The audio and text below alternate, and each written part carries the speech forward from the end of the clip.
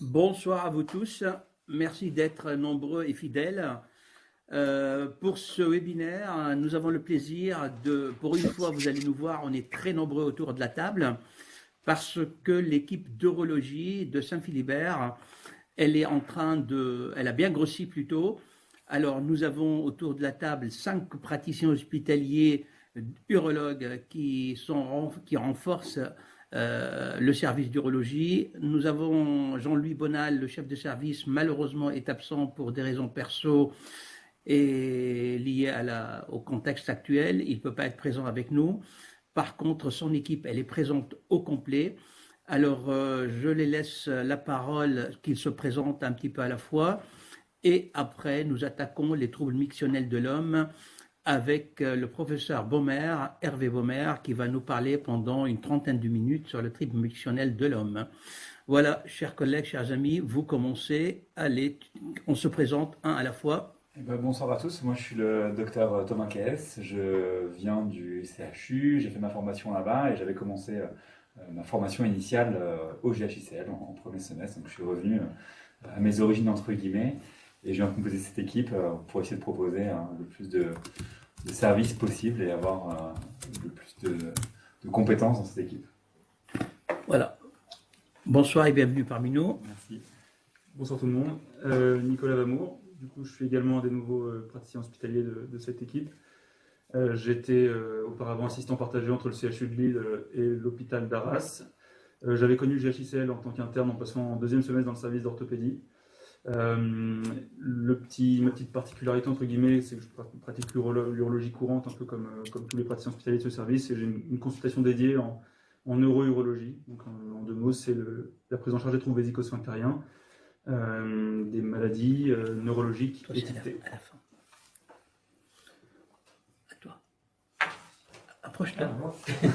Bonjour, donc moi, je suis aussi un des nouveaux praticiens. J'étais chef de clinique au CHU et un peu comme mon collègue, mais dans une autre spécialité de l'urologie, je fais de l'andrologie. Donc tous les dysfonctions sexuelles majoritairement de l'homme et un peu de prise en charge d'infertilité en lien avec l'andrologie du CHU toujours. Donc voilà, l'idée c'était d'avoir une équipe au complet pour combler toutes les surspécialités possibles. Bonsoir, je suis Dr Michele Calélian, je viens du CHU de Strasbourg, je suis la troisième année ici et ma pratique c'est l'urologie générale. Voilà, merci.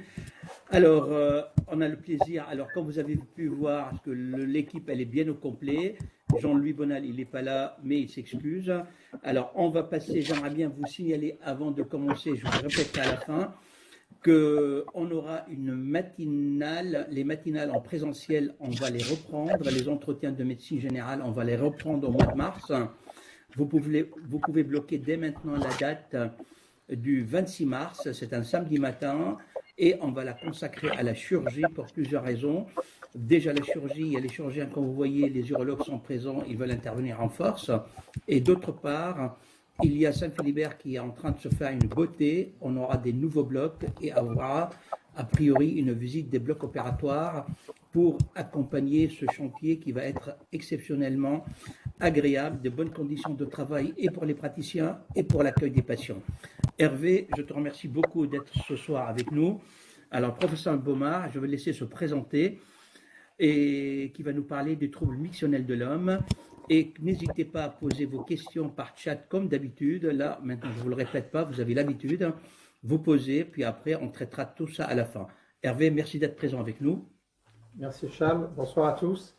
Donc je me présente, Hervé Baumer, je suis urologue. J'ai rejoint l'équipe du docteur Bonal il y a un peu plus de 9 mois. Je travaille ici à temps partiel, je continue à avoir une activité d'urologue à Paris. Et en fait, une de mes spécificités, je travaille essentiellement en cancérologie et également dans la prise en charge des adénomes de la prostate et autour de toutes les nouvelles technologies mini-invasives.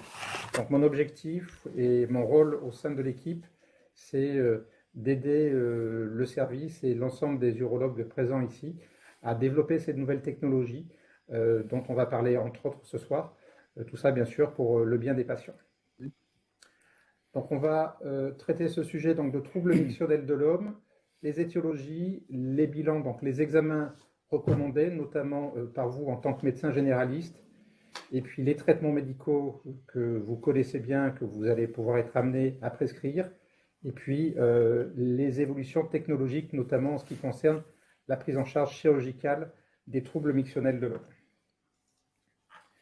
Alors juste un petit rappel sur le cycle mictionnel est décomposé en 3 phases.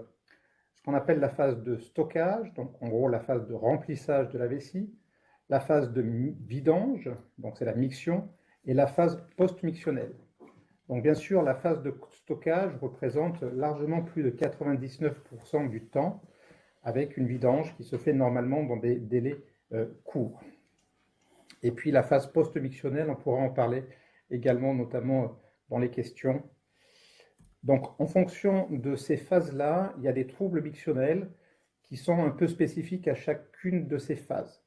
Juste aujourd'hui, en aparté, on parle souvent de troubles mictionnels, mais l'Association française d'urologie et les différentes sociétés savantes préconisent plutôt de parler de symptômes du bas appareil urinaire.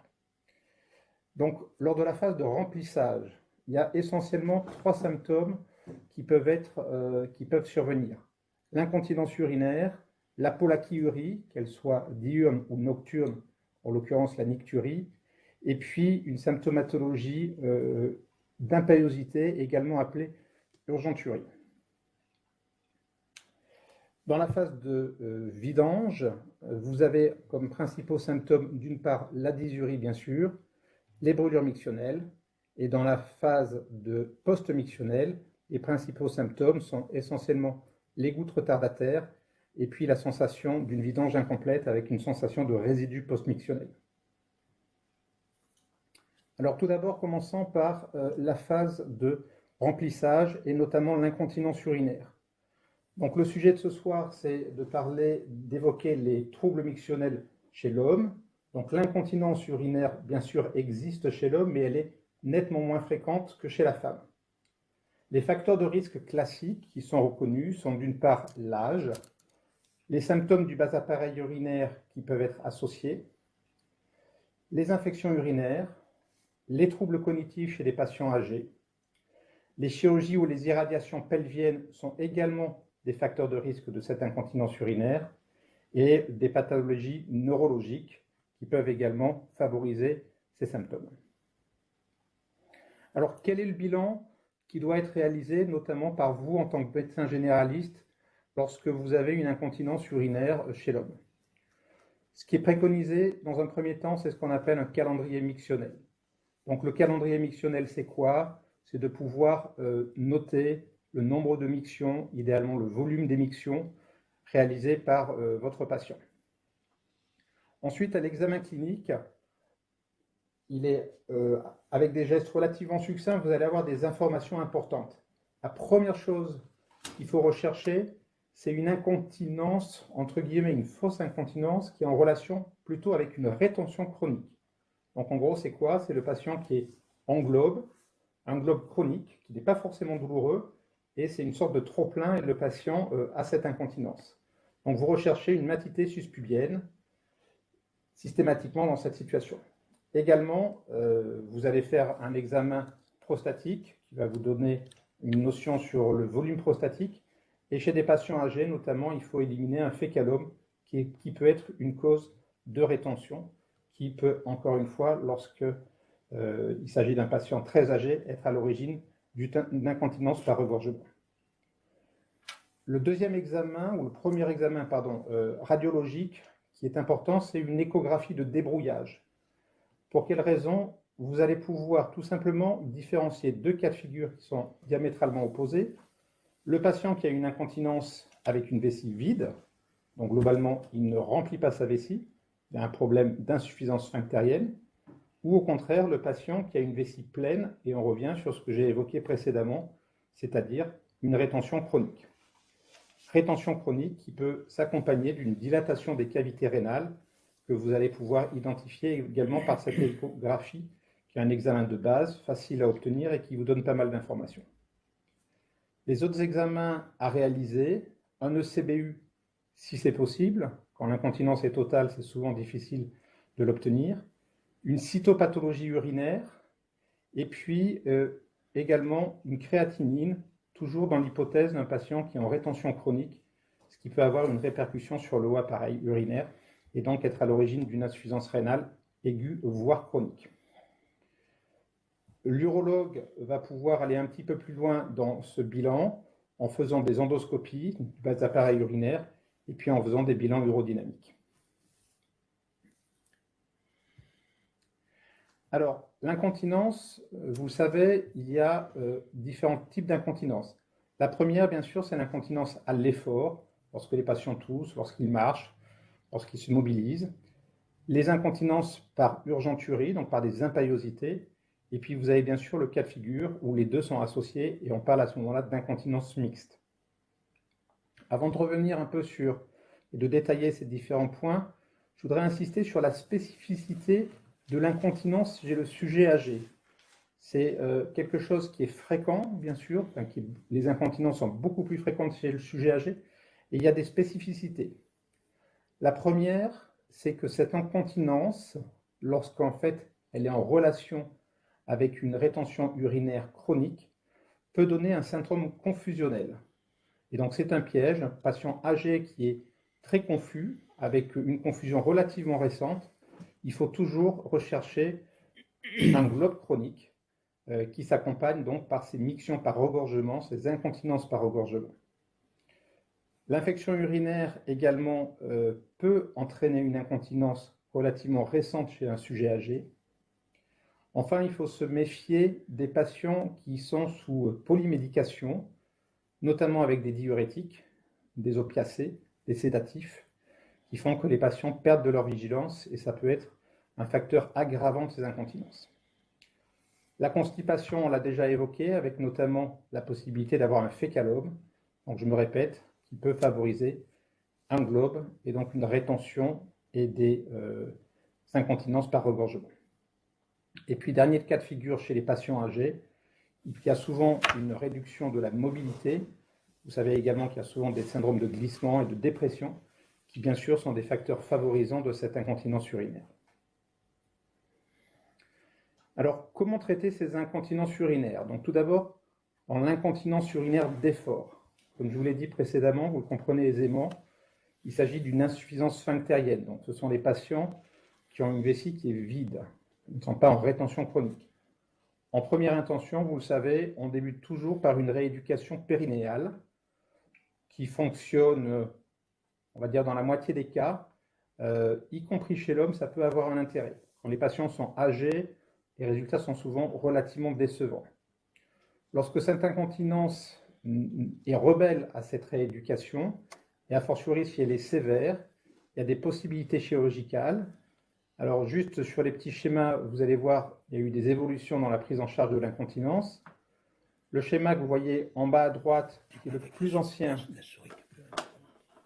correspond à la mise en place d'un sphincter artificiel avec une manchette qu'on met autour du canal de l'urètre avec un petit ballonnet dans l'abdomen qui permet un flot de liquide dans la manchette et un petit interrupteur qui est dans la bourse. Donc ça, ces sphincters, c'est utilisé depuis plus de 20-25 ans maintenant, ça fonctionne assez bien, mais c'est réservé à des incontinences sévères. Ce qui est plus récent, ce sont ou des bandelettes sous-urétrales qui sont adaptées à l'homme. Vous savez que ça existe beaucoup chez la femme, même si on sait maintenant que c'est source de complications et on revient un petit peu dans les indications de bandelettes sous-urétrales. En tout cas, on est beaucoup plus... On limite les indications. Donc, il existe ces bandelettes sous-urétrales que l'on peut mettre chez l'homme également. Et puis, encore plus récent, des petits ballonnets dont on peut modifier le volume que l'on met de part et d'autre de l'urètre, ce qui va permettre une compression de l'urètre, donc augmenter les résistances à l'écoulement de l'urine et donc traiter ainsi cette incontinence. Ce genre de système est réservé pour des incontinences urinaires faibles à modérées. Donc, autre cas de figure, l'incontinent après l'incontinence urinaire à l'effort, l'incontinence par urgenturie. Donc, les traitements, vous savez, c'est quelque chose auquel vous êtes vraisemblablement assez régulièrement confrontés. Le traitement en première intention sont les anticholinergiques. Faites juste attention aux aux contre-indications. La contre-indication principale, c'est le glaucome. Donc, il faut faire attention chez les patients qui ont un glaucome, il faut le rechercher systématiquement. Sinon, ce sont des médicaments qui sont assez efficaces avec les effets secondaires des anticholinergiques, c'est-à-dire une sécheresse buccale et une constipation. De la rééducation peut parfois être prescrite, y compris dans des incontinences par urgenturie. Ça peut être plus ou moins efficace, c'est un peu, il n'y a pas de consensus. Et en cas d'échec, lorsqu'il y a des urgenturies importantes, il existe des nouvelles technologies de toxines botuliques, voire de neuromodulation. Alors, ce n'est plus tellement mon sujet, donc je ne vais pas trop rentrer dans les détails, mais comme on vous l'a dit précédemment, un de nos collègues ici présents est spécialiste dans la prise en charge de la neurourologie. Et puis, vous avez bien sûr des incontinences urinaires mixtes qui associent ces incontinences à l'effort et par l'impériosité. Donc, lorsque les patients sont dans cette situation, il faut identifier la composante prédominante et à ce moment-là, traiter cette composante prédominante. C'est-à-dire que si le patient a surtout des incontinences par impériosité, eh bien, vous allez débuter par des anticholinergiques. S'il a une incontinence essentiellement à l'effort, bien sûr, vous allez débuter par une rééducation périnéale. Je reviens un petit peu encore sur ce que je vous ai déjà dit, je me répète, mais c'est pour renforcer des portes ouvertes. Faites très attention aux patients qui ont des incontinences urinaires par regorgement. C'est un véritable piège. En fait, cette incontinence peut révéler une rétention chronique. C'est une situation qui peut arriver notamment chez les patients qui ont des obstacles sous-cervicales, notamment des pathologies prostatiques. Et généralement, ça débute par des incontinences nocturnes. Donc un patient qui vous dit qu'il a des fuites depuis quelques semaines, voire quelques mois, essentiellement nocturnes, recherchez vraiment une rétention chronique. Parfois, les patients ont une dégradation très progressive de leur jet urinaire et quand vous les interrogez, ils n'ont pas l'impression, ils ne réalisent pas qu'ils ont un jet extrêmement faible, qu'ils sont extrêmement dysuriques.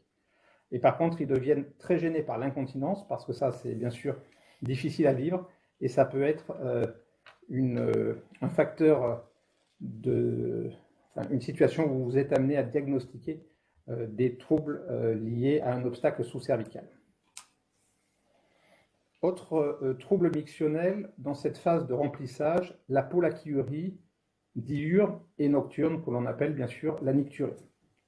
Donc en termes de définition, on considère que la polachyurie devient pathologique lorsque les patients ont plus de 8 mictions par jour et la nicturie au-delà, supérieure ou même égale à 1 miction par nuit.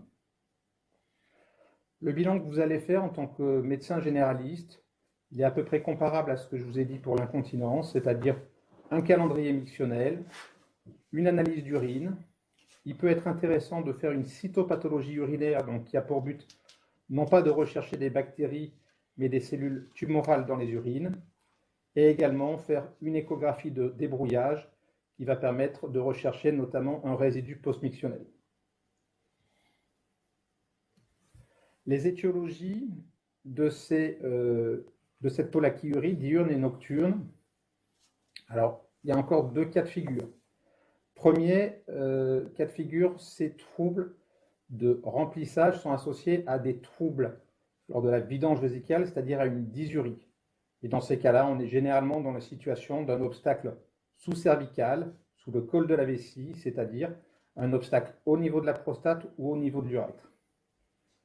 Deuxième situation, vous avez des patients qui ont des nicturies parce qu'ils ont une polyurie nocturne. Alors, il y a quelques symptômes à rechercher. D'une part, les patients qui ont une hydratation inadaptée, c'est-à-dire des patients qui boivent énormément le soir avant de se coucher, et inévitablement, bien sûr, ça va majorer la diurèse nocturne et donc la polachyurie. Un autre symptôme, ou en tout cas cette polachyurie nocturne, peut permettre de révéler des apnées du sommeil. Alors ça, c'est quelque chose qui est relativement moins connu, mais qui est réel, et surtout, le traitement de l'apnée du sommeil va souvent traiter le problème de cette nicturie. Donc un patient qui a une polachyurie nocturne qui est fatigué, qui ronfle, a fortiori s'il est obèse, donc en gros s'il a des symptômes qui vous font évoquer une apnée du sommeil, demandez-lui combien de fois il urine la nuit et souvent vous avez une nicturie importante. Et en traitant ce syndrome d'apnée du sommeil, en appareillant les patients, vous allez considérablement les améliorer sur ce symptôme. Également, autre cas de figure où vous pouvez avoir des polyuries nocturnes, bien sûr, sont des patients qui sont sous diurétiques et qui prennent notamment le soir avant de se coucher. Alors, cette nicturie, il ne faut pas la sous-estimer. Il y a une étude très intéressante qui a été publiée en 2018 par une équipe finlandaise qui a suivi plus de 1300 patients, des hommes de plus de 50 ans, sur une période supérieure à 20 ans. Et qu'est-ce qui est ressorti de cette étude? C'est qu'il y avait une surmortalité très importante, en tout cas significative, chez les patients qui avaient une nicturie supérieure à 3 mictions par nuit par rapport à ceux qui avaient 1 ou 2 mictions par nuit. Donc, vous voyez les deux courbes. Donc, en abscisse, vous avez la survie globale. Et donc, la courbe en pointillé, ce sont les patients qui avaient une pollakiurie nocturne importante, une nicturie supérieure à 3 mictions par nuit. Et donc, vous avez la survie dans le temps, au-delà de 20 ans, cette mortalité était beaucoup plus importante que les patients qui urinaient beaucoup moins souvent.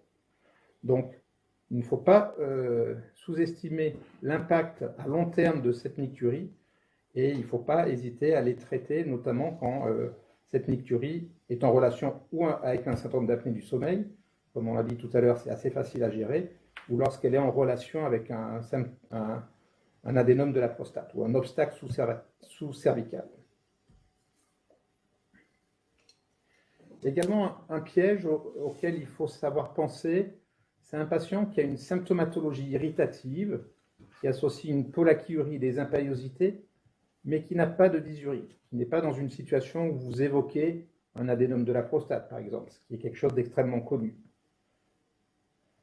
Lorsque vous avez cette situation, alors même que les patients peuvent ne pas avoir d'hématurie associée, il faut savoir rechercher une cause vésicale, tel qu'un calcul vésical, mais généralement dans le calcul vésical, ils sont dysuriques, mais aussi et surtout qui ont une tumeur vésicale. Donc le patient, je me répète, qui urine souvent, qui a des envies pressantes et qui a un jet de qualité normale, pensez à rechercher une tumeur vésicale.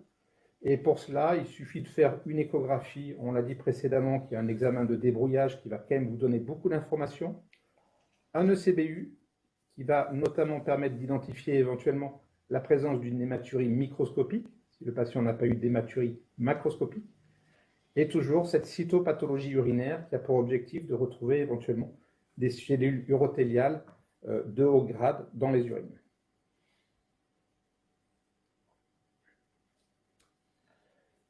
Dans la phase mictionnelle maintenant, donc là on a terminé la phase de remplissage. La phase mictionnelle, vous avez essentiellement, je vous rappelle, deux troubles principaux, les brûlures mictionnelles et la dysurie. Alors le bilan des brûlures mictionnelles, là je ne vais pas vous apprendre grand-chose. Bien sûr, un ECBU est fait systématiquement en première intention pour rechercher tout simplement une infection urinaire. En revanche, ça revient sur ce que je vous ai dit précédemment. Un patient qui a des brûlures mictionnelles, a fortiori si elles sont associées à des pollakiuries et des impériosités, avec un ECBU négatif, il faut rechercher une cause vésicale telle qu'une tumeur de vessie et donc encore une fois refaire une échographie et une cytopathologie urinaire. Ensuite, le traitement de ces brûlures mictionnelles, eh bien, il est adapté au diagnostic. Si c'est une simple infection urinaire, vous allez donner un antibiotique adapté à l'ECBU et à l'antibiogramme.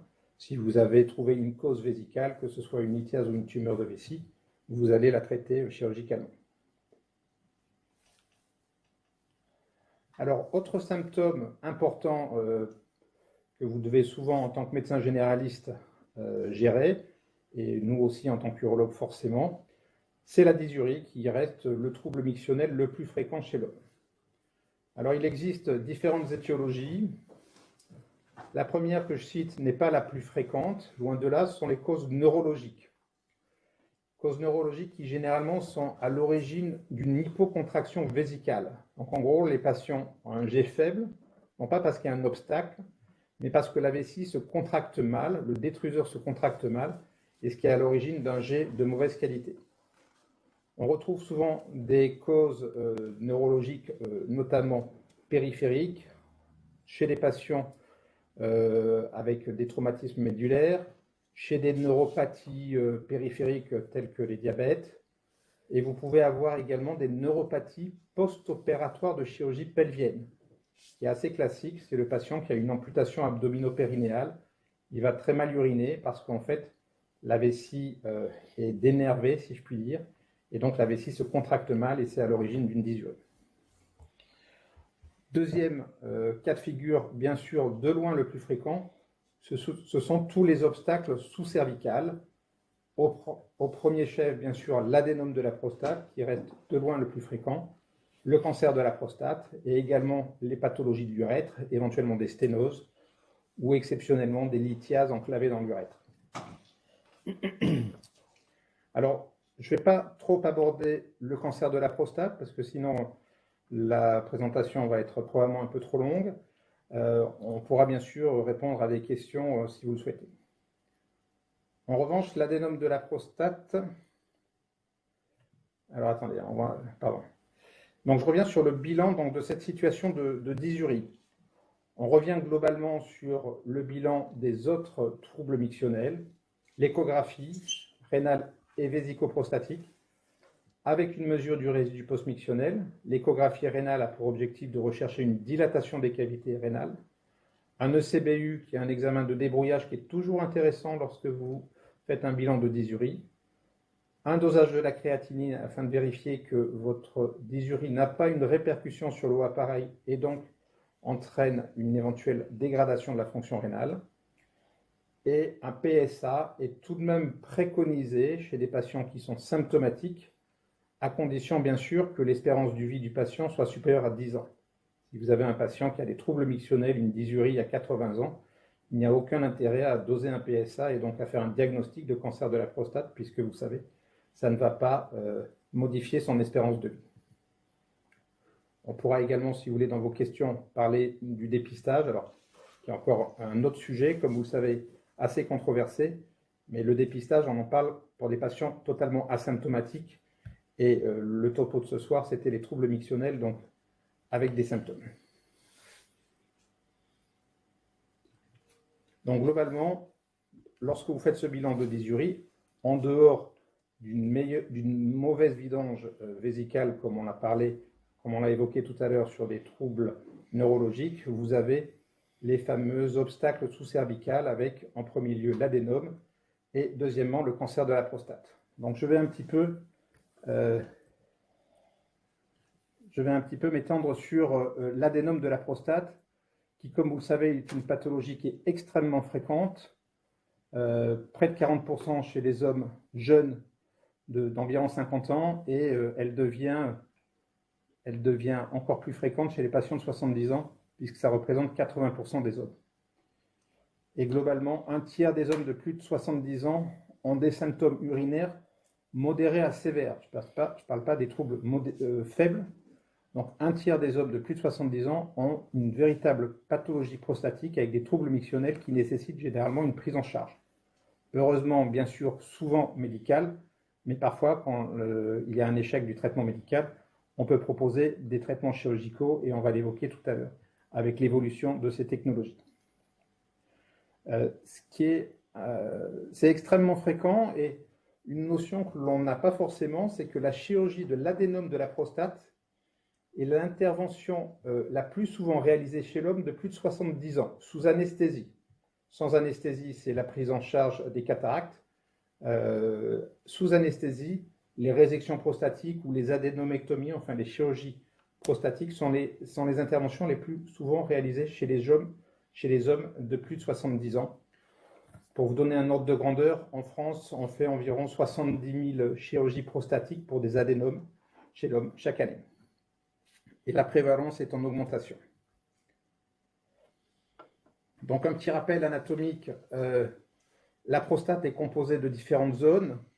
la zone de transition qui est autour du canal de l'urètre, la zone centrale qui est autour des canaux éjaculateurs, et puis ensuite vous avez autour la zone périphérique où se développent généralement les adénocarcinomes lorsqu'il y en a, et puis vous avez une petite zone antérieure qu'on appelle le stroma fibreux antérieur. Donc globalement, c'est la zone de transition qui va se développer et qui va entraîner parfois des obstacles importants avec une obstruction complète de l'urètre qui est à l'origine bien sûr de ces symptômes et notamment de la désurie. Vous le savez, ça a été, on nous l'apprend régulièrement sur les bancs de la faculté, qu'il n'y a pas de corrélation entre le volume prostatique et les troubles mictionnels. En fait, c'est lié à l'anatomie ou l'anatomopathologie. Vous avez des patients qui peuvent avoir une prostate extrêmement dense, extrêmement fibreuse, et l'urètre ne s'ouvre pas du tout lors de la miction. Et donc, vous avez des patients qui peuvent avoir une dysurie majeure avec des prostates de 30 grammes. Et à l'opposé, vous pouvez avoir des patients qui ont une hypertrophie importante, vous voyez, avec une hypertrophie des glandes. Donc, ça peut amener à avoir des prostates de volume important, de 100 grammes, 200 grammes, voire au-delà. Et certains de ces patients ont très peu de symptômes. Et encore une fois, vous savez également, on ne pose pas une indication de chirurgie sur le volume prostatique, mais exclusivement sur les symptômes. Alors, dans le bilan, au-delà de ce que je vous ai dit, à savoir l'échographie de débrouillage, le CBU plus ou moins la créatinine, en tant qu'urologue, souvent on utilise d'autres indicateurs. Alors, des scores, il y a notamment le score IPSS qui signifie International Prostatic Score Syndrome. Donc, en fait, c'est un score validé, international. Il est parfois un peu difficile à comprendre pour les patients. Globalement, ça va de 0 à 35. Et à partir de 20, on considère que les patients ont des symptômes sévères. Ce sont des scores qui sont intéressants, notamment par les études, parce que c'est assez objectif et c'est reproductible. Autre examen que l'on fait en urologie, c'est la débimétrie, c'est-à-dire la mesure du flux urinaire. Un débit maximum doit être supérieur à 15 ml par seconde. Et donc, vous pouvez avoir différentes courbes. Ça, c'est une courbe normale avec un patient qui a un bon jet urinaire, avec un débit qui augmente très vite et une vidange qui se fait rapidement.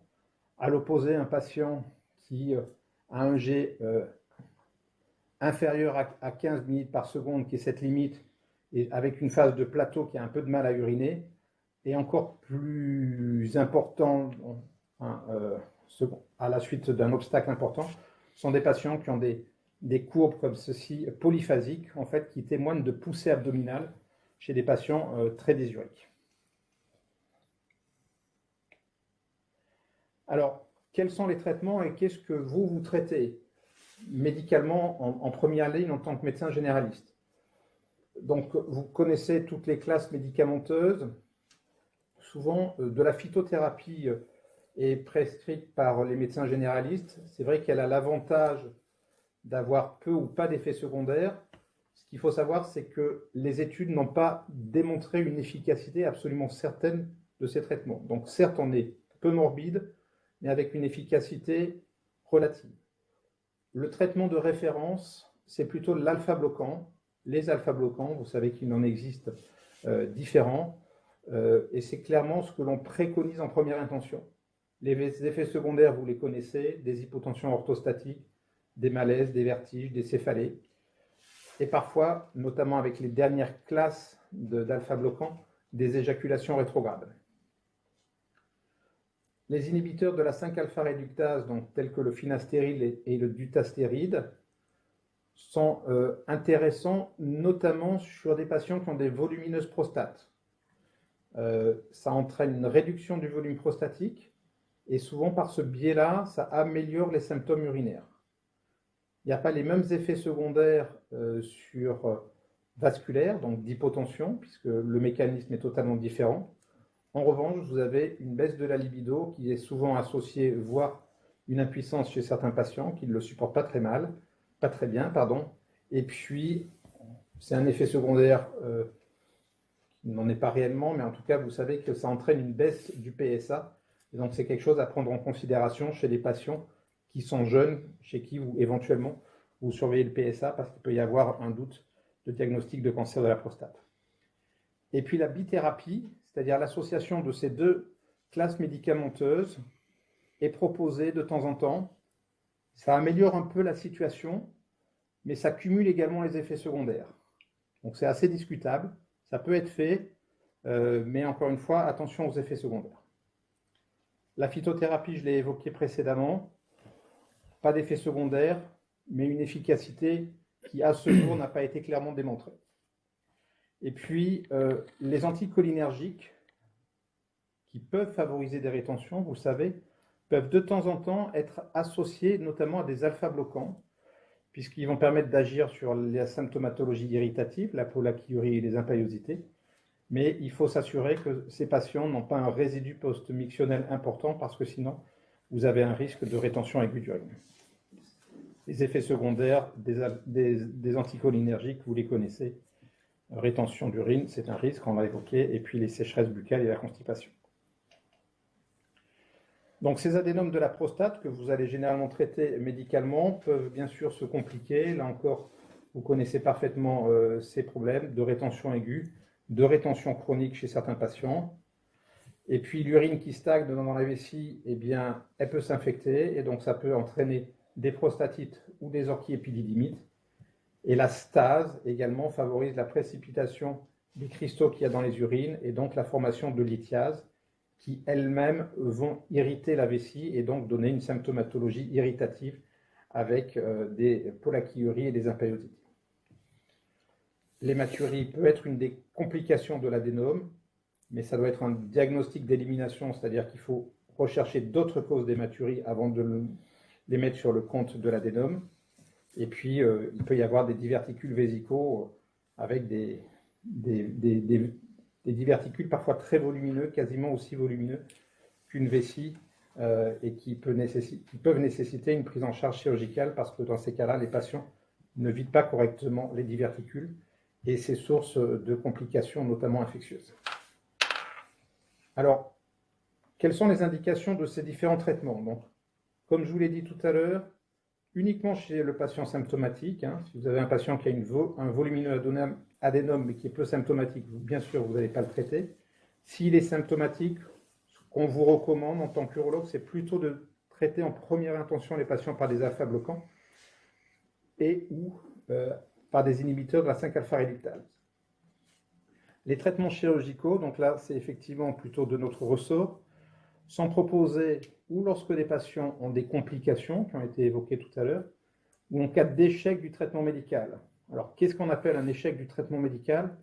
C'est un patient qui se plaint d'une symptomatologie, malgré un traitement médical, qui altère sa qualité de vie. Donc, ça a un caractère bien sûr subjectif. C'est pour ça que les scores peuvent être intéressants, parce qu'ils nous permettent de savoir dans quelle situation sont les patients. Et puis, les fameuses débimétries permettent également d'avoir des chiffres un peu plus clairs pour savoir quelle est l'importance de la dysurie.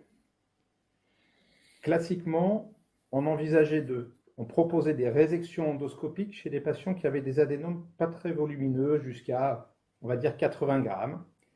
Et puis, lorsque la prostate était plus volumineuse, on effectuait une adénomectomie chirurgicale par une laparotomie. Pour quelle raison? Parce que la résection endoscopique nécessitait l'usage d'un liquide qu'on appelle le glycocol, et ce glycocol pouvait être réabsorbé lors des résections endoscopiques, notamment quand le temps opératoire était supérieur à 1 heure, et donc en fait on était limité en temps de résection à 1 heure, et cette limitation en temps de résection entraînait une limitation en termes de volume. Et puis ce qui a réellement révolutionné au cours des dernières années, on va l'évoquer tout à l'heure, ce sont les nouveaux lasers qui permettent de traiter totalement différemment les adénomes de la prostate, et on va l'évoquer. Et puis parmi les effets secondaires des résections, vous savez que souvent ça entraîne une éjaculation rétrograde. Alors quand il s'agit d'un patient âgé, généralement ça ne lui pose pas de problème, mais lorsqu'on propose ces interventions chez des sujets les plus jeunes, parfois ça peut les perturber. Et là encore, on va évoquer rapidement des nouvelles technologies qui permettent d'éviter cette éjaculation rétrograde. La résection endoscopique, donc vous savez tous, vous avez connu ça peut-être pendant vos stages hospitaliers. Donc on va créer une loge prostatique dans l'urètre prostatique afin que l'urine puisse s'écouler aisément. Donc voilà des visions endoscopique. Vous voyez une prostate qui est obstructive avec les joues de l'adénome qui obstruent le canal. Ce que vous voyez ici, c'est ce qu'on appelle le verumontanum, donc où il y a l'abouchement des canaux éjaculateurs. Et puis après avoir fait une résection, la loge est beaucoup plus large et donc l'urine va s'écouler très facilement. Donc je vous l'ai dit, c'est généralement proposé chez les adénomes pas très volumineux, inférieurs à 80 grammes. Alors, juste une petite vidéo rapide sur ce qu'est une résection. Donc on utilise un courant électrique. On va raboter la prostate, pour reprendre un terme un peu familier de vulgarisation. Et vous voyez qu'à chaque fois que l'on découpe un copeau, une prostate c'est très vascularisé et vous avez des saignements. Saignements qui souvent entraînent des hématuries prolongées en post-opératoire et donc une hospitalisation prolongée.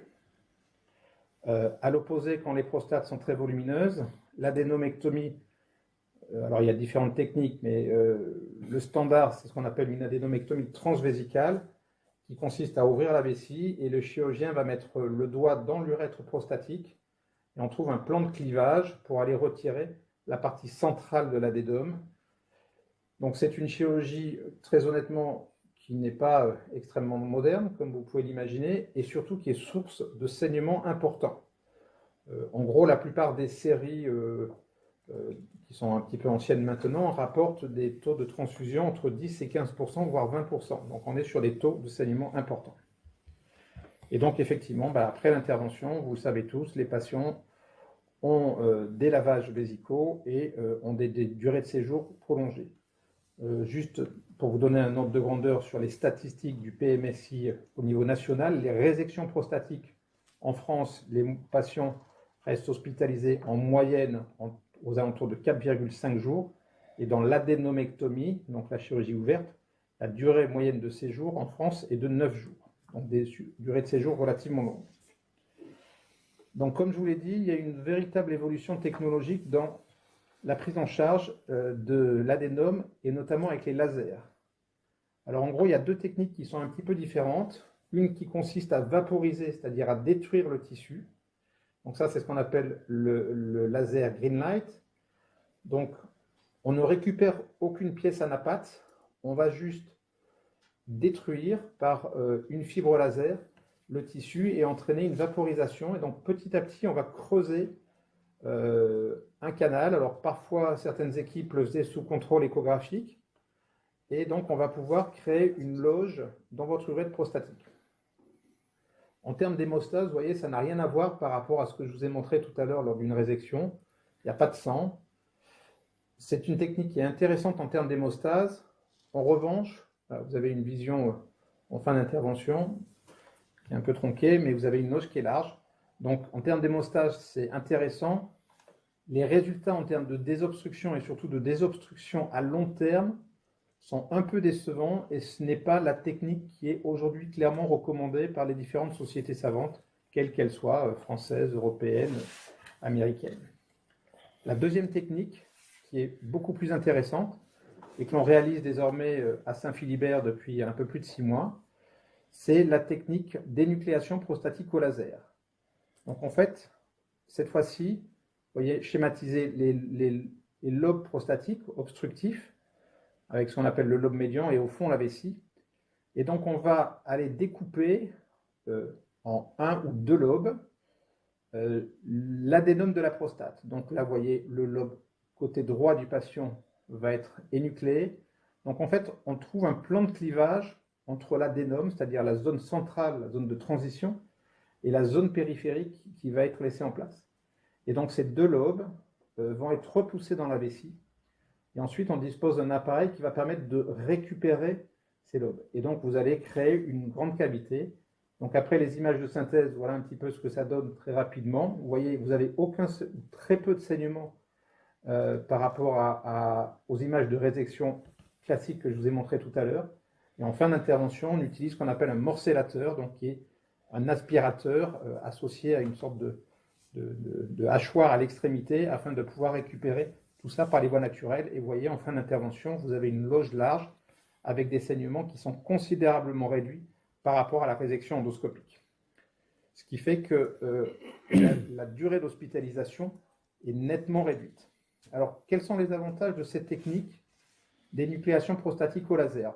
Vous entendrez peut-être parler, ou dans les comptes rendus qu'on vous enverra, vous verrez OLEP, qui est un acronyme anglais qui signifie Holmium Laser Enucleation of the Prostate, qui est cette technique clairement de référence et qui, aujourd'hui et surtout dans les années à venir, va devenir le standard.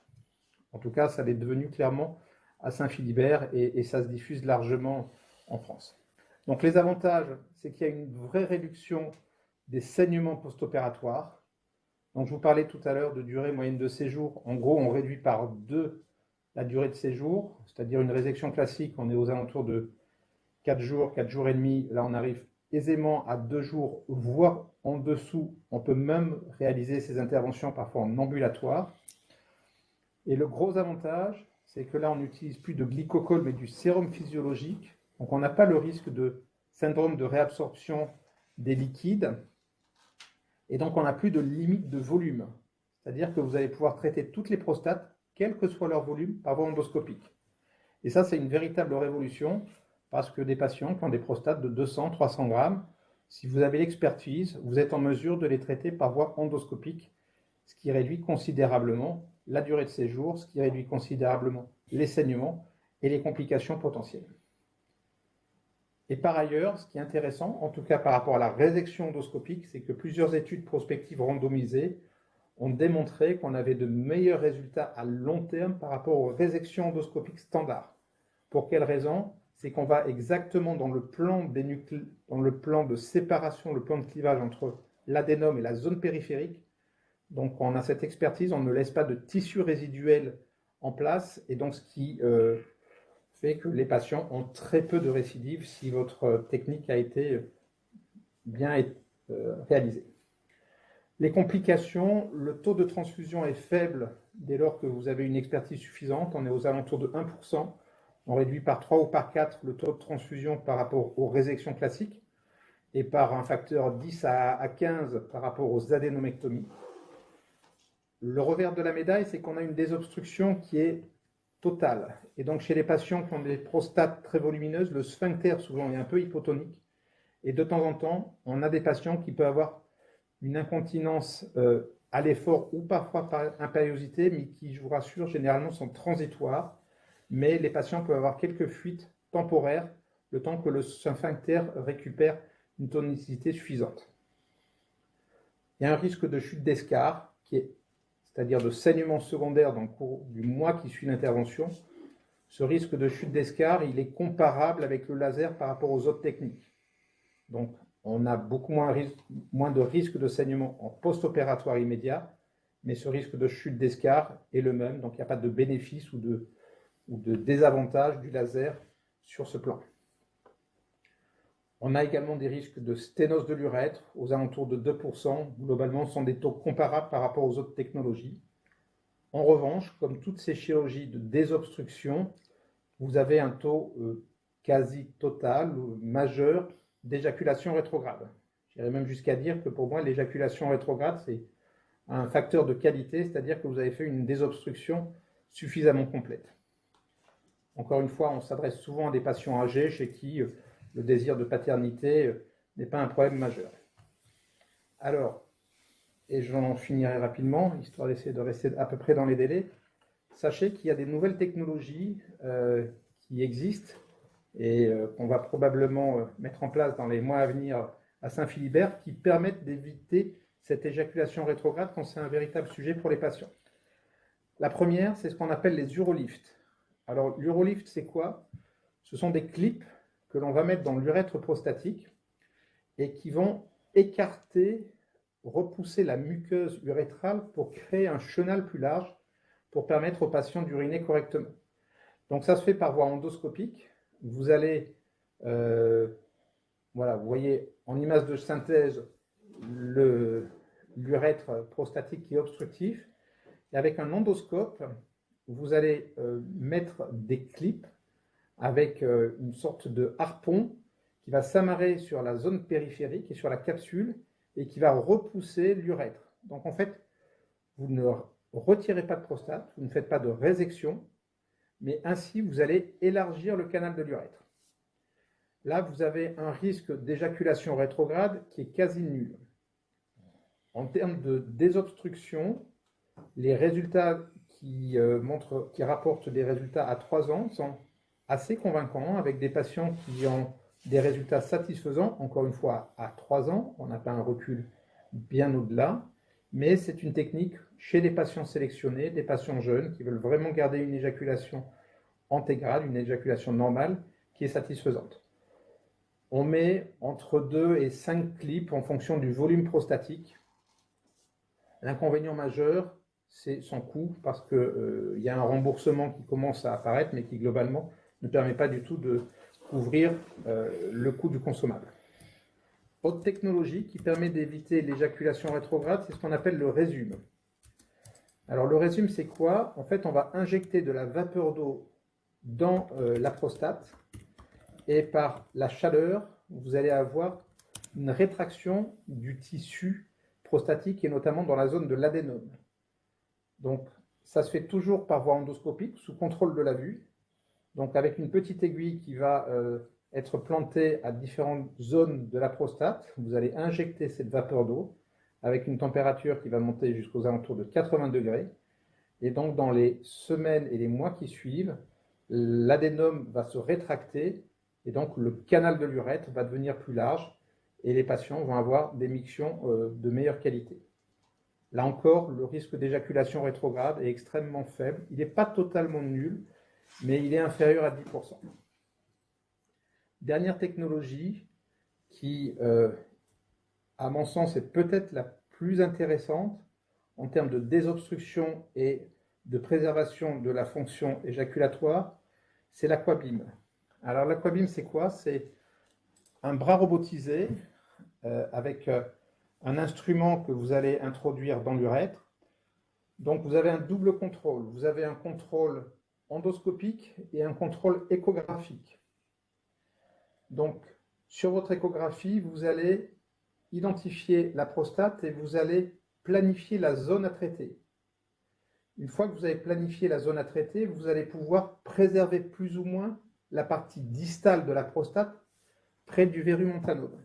Et donc en fait, l'aquabim, c'est une sorte de karcher, vous voyez, qui se promène dans votre urètre. Donc tout ça, c'est parfaitement robotisé une fois que vous avez paramétré la zone de traitement. Et donc vous allez détruire le tissu et vous allez créer une grande cavité.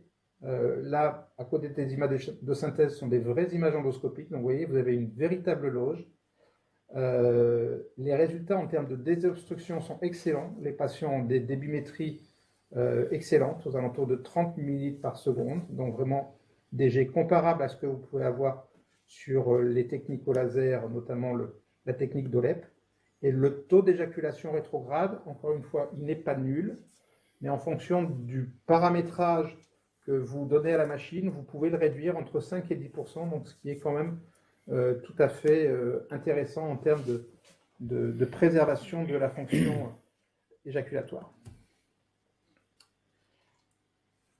Alors, pour terminer, juste quelques messages, et puis encore une fois, bien sûr, sera ouvert à toute discussion. Donc, les messages, le premier, je me suis largement répété, ne passez pas à côté des incontinences qui en fait sont des signes indirects de rétention chronique. Il faut toujours avoir ça en tête, notamment chez des sujets âgés ou des patients qui ont un adénome qui évolue depuis de longues années. La nicturie sévère également peut permettre de découvrir un syndrome d'apnée du sommeil. Donc c'est quelque chose qu'il faut avoir en tête, notamment chez les patients à risque d'apnée du sommeil, donc des patients obèses, ronfleurs, fatigués, etc. Pensez à ce diagnostic. Également, les résultats de la publication finlandaise dont je vous ai fait part, qui est que la nicturie sévère, c'est-à-dire supérieure ou égale à 3 mictions par nuit, peut entraîner une surmortalité liée à des complications cardiovasculaires. Et puis en ce qui concerne la prise en charge chirurgicale, les lasers, comme j'espère que vous l'avez compris, ont réellement révolutionné la prise en charge chirurgicale des adénomes de la prostate. Et puis, comme je vous l'ai montré également sur les dernières diapositives, il y a toute une série de nouvelles technologies qui vont arriver progressivement.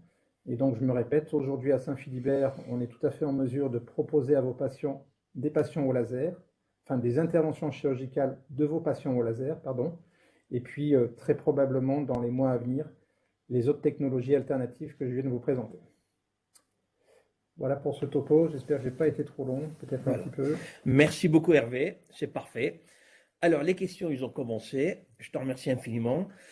Alors Jean-Philippe, un petit peu codo à Hervé parce que ça lui fera du bien, parce qu'il va parler encore. Parler avec le masque sous un masque, Voilà, en plus, j'ai mis un FFP2, ce qui un fait petit peut-être coup pas- d'eau, c'est un petit coup d'eau, difficile. Merci. tu as le droit Merci, de boire. Charles. Merci beaucoup. Alors, on commence la première question. Alors, que surveiller en post-opératoire d'adénome? Qu'est-ce qu'il faut surveiller? Et combien de temps une hématurie est-elle acceptable? Alors, vous pouvez avoir une hématurie relativement prolongée qui peut durer une semaine, voire 2 semaines, au moment où le patient va sortir de l'hôpital.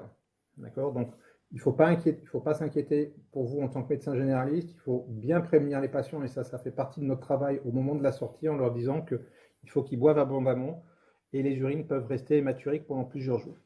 Et puis, ce que je vous ai dit, c'est qu'il peut y avoir une chute d'escarre, c'est-à-dire que le patient a eu des urines qui sont devenues parfaitement claires et les vaisseaux que l'on a coagulés, donc il y a une croûte de coagulation qui se crée pendant la cicatrisation, la croûte peut tomber, le vaisseau peut se remettre à saigner. Et cette chute d'escarre peut survenir, on dit, dans le mois qui suit l'intervention, ça va probablement un petit peu au-delà, probablement jusqu'à 6 semaines. Le pic de fréquence de la chute d'escarre, on va dire, c'est entre le 2e et 3e semaine. Donc là, encore une fois, on informe bien les patients parce que les urines étaient devenues parfaitement claires, ils sont contents, et puis tout d'un coup, ils se réveillent un matin ou en pleine journée, ils ont une hématurie très abondante parfois qui peut survenir. Généralement, en buvant abondamment, ça rentre dans l'ordre, et exceptionnellement, ils repassent dans le service d'urologie s'il y a un caillotage, mais ça reste des cas de figure assez limités. D'accord. Alors, une chute de scar, il faut quand même qu'il repasse voir le chirurgien. Ça peut durer longtemps, une chute de scar, ça peut saigner beaucoup. Alors, dès lors qu'il n'y a pas de caillot et que le patient urine sans rétention, il n'est pas nécessaire de retourner dans le service où il a été pris en charge. Donc, en tant que médecin généraliste, il faut que vous préconisiez à ces patients de boire abondamment, et généralement, ça rentre dans l'ordre au bout de 24-48 heures. D'accord. Si en revanche, il y a des caillots, bien sûr, il y a besoin d'un urologue. Ça, c'est autre chose. Alors ça, on a parlé de l'hématurie. Par contre, qu'est-ce qu'il faut surveiller en post-opératoire quand le patient il rentre à domicile? En dehors de l'hématurie, qu'est-ce qu'on doit surveiller en tant que médecin généraliste?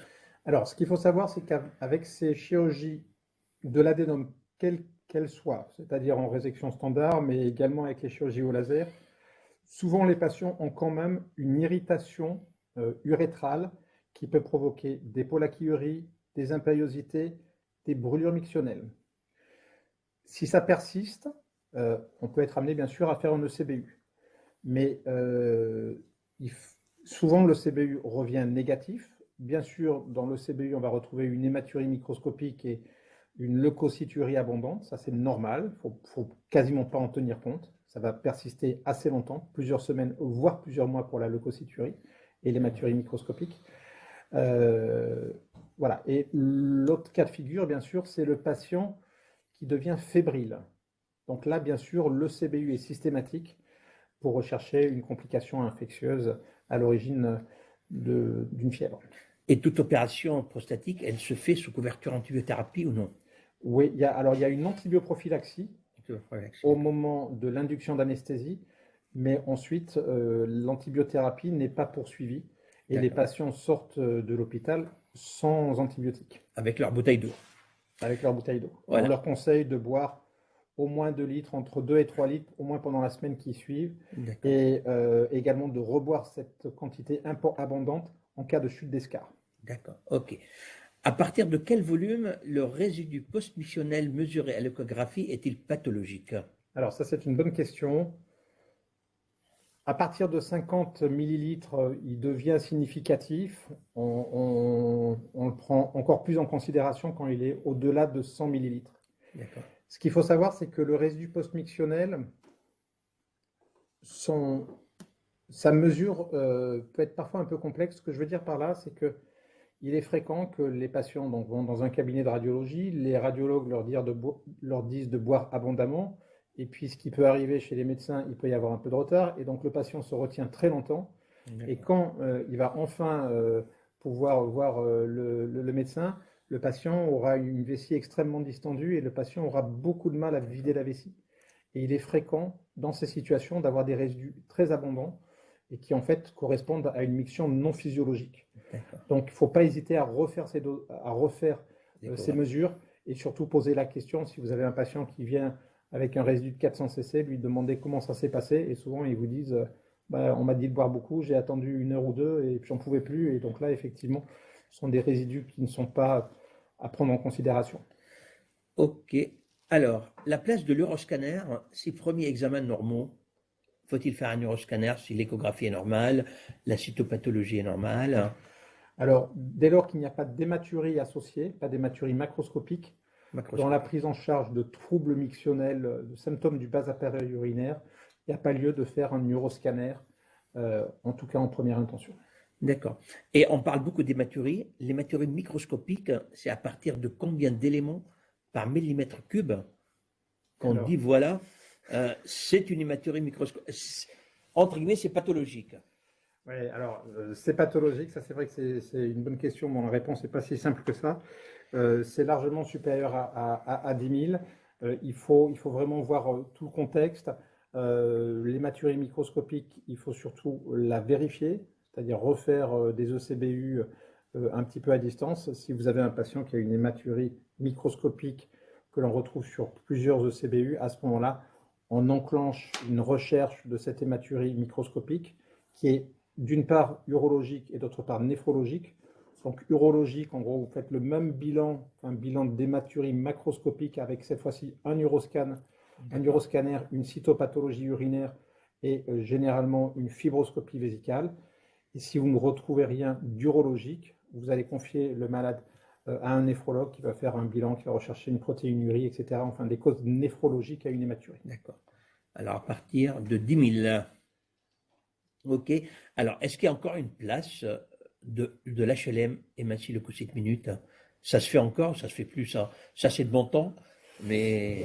oui, non, ça c'est en tout fini, cas, ça. Les urologues n'en font plus. Voilà, les urologues. Mais les urologues Voilà. n'en font pas. Comme on a des urologues jeunes, alors nous, les vieux, c'est fini, ça. OK. Alors, question définition peut-être un peu bête, mais quand on parle une hyperactivité vésicale, il n'y a pas de questions bêtes, il n'y a que des questions intelligentes. Absolument. Alors, qu'est-ce qu'on parle d'hyperactivité vésicale? Alors, l'hyperactivité vésicale, c'est un patient qui a essentiellement donc, ses urgenturies.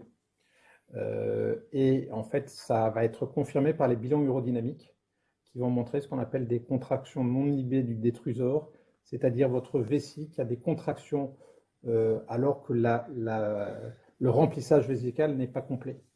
D'accord. Donc, c'est surtout une définition de bilan urodynamique, l'hyperactivité vésicale.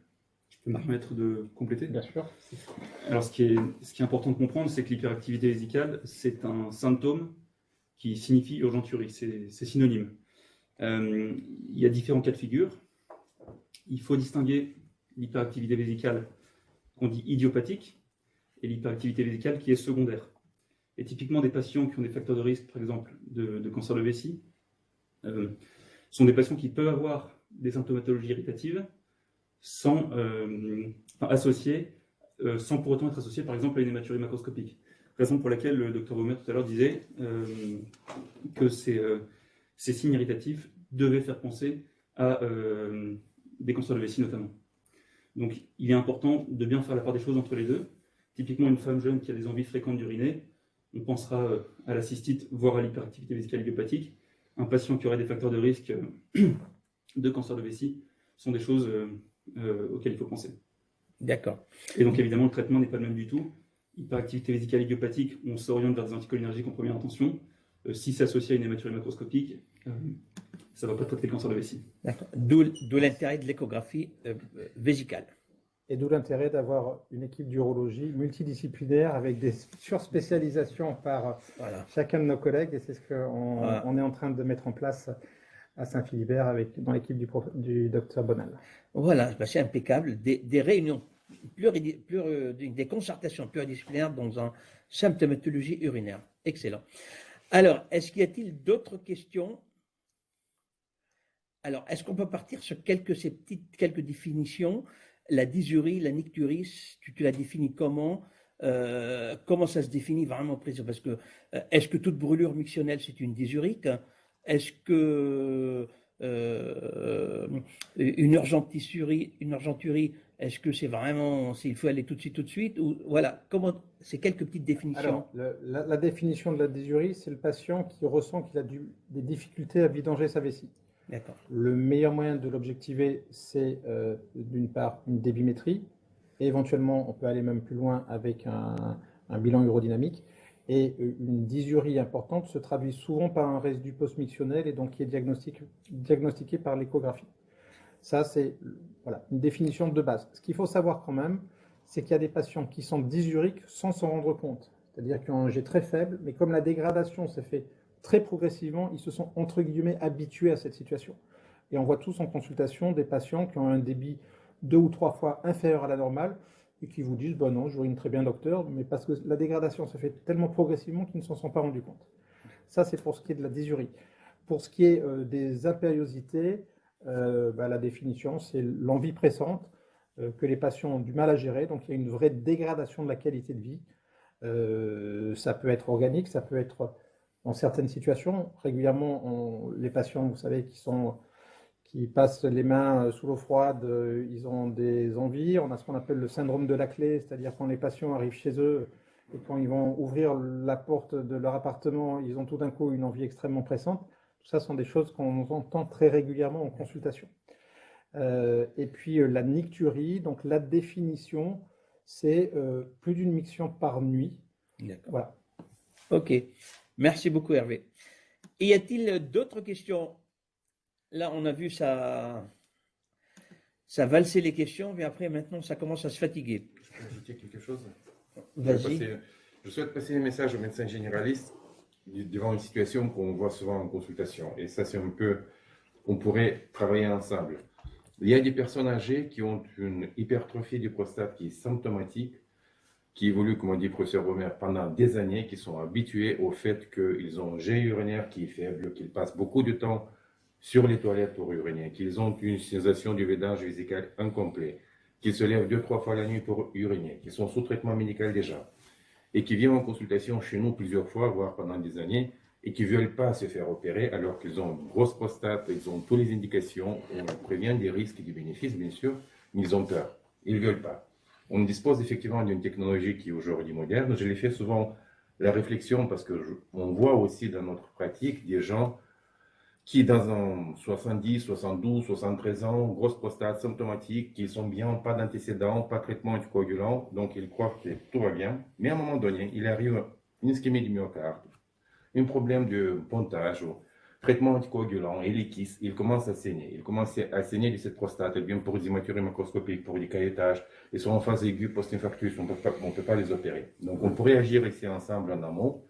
On leur passe le message, on leur donne le temps de réflexion, et on vous demande aussi que vous, de votre part, si vous voyez nos courriers où le patient refuse l'opération, bien sûr, c'est son choix, c'est le patient qui décide, mais si vous pouvez aussi, dans ce sens, agir, les rassurer un petit peu sur le plan qu'aujourd'hui, on a effectivement cette chirurgie mini-invasive par laser, et peut-être le patient pourrait changer d'avis plus tôt, peut-être qu'il pourrait bénéficier d'une chirurgie avant qu'une complication cardiaque ou autre s'installe, et ils n'auront pas de problème d'hospitalisation pour hématurie ou complications de cet adénome dans l'avenir. Donc, c'était juste le message à passer. Ok, merci bien. Encore une petite question. Dans le traitement, après un échec d'un alpha-bloquant, on change d'alpha-bloquant ou on change de classe?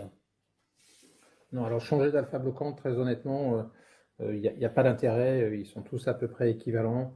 Les tout derniers, notamment la silodosine, est censé être un peu plus sélectif sur la prostate et avoir un peu moins d'effets secondaires vasculaires et d'hypotension. Mais en termes d'efficacité, c'est équivalent. Donc, il n'y a aucun intérêt à changer d'alpha-bloquant.